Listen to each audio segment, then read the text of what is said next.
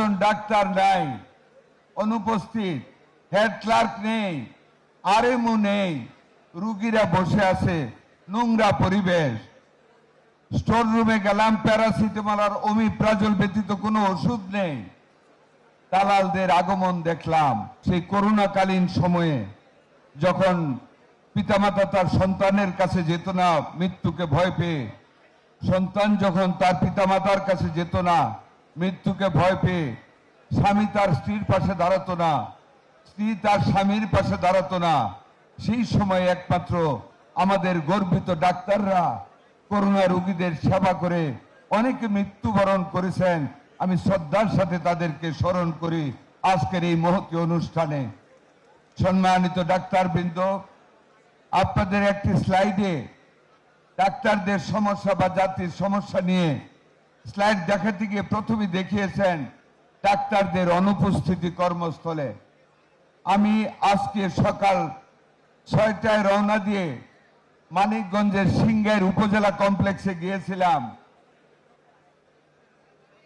9:45 পর্যন্ত, 8:45 পর্যন্ত ঠিকখানে টিএচএপিও সাহেব নাই, 5 জন ডাক্তার নাই, অনুপস্থিত, হেড ক্লার্ক নেই, আরএমও নেই, রুগীরা বসে আছে, নোংরা পরিবেশ। স্টোর রুমে গেলাম, প্যারাসিটামল আর ওমিপ্রাজল ব্যতীত কোনো ওষুধ নেই। দালালদের আগমন দেখলাম। সম্মানিত ডাক্তার ভাইয়েরা আমার, বোনেরা আমার, সমস্যা আপনারাই তুলে ধরেছেন।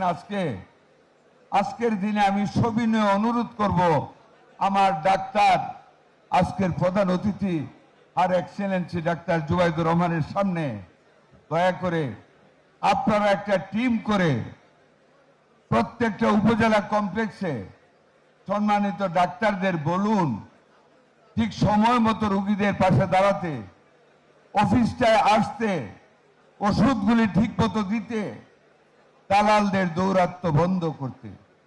আমরা র্যাব লাগিয়েছি, এনএসআই কে বলেছি, ডিজিএফআই কাজ করতেছে, কিন্তু আপনারা যতক্ষণ না পর্যন্ত সামনের দিকে এগিয়ে আসবেন সেই সেবাটা কিন্তু সহজলভ্য হবে না দালালদের দৌরাত্ম্যের কারণে। কাজে আমার অনুরোধ থাকবে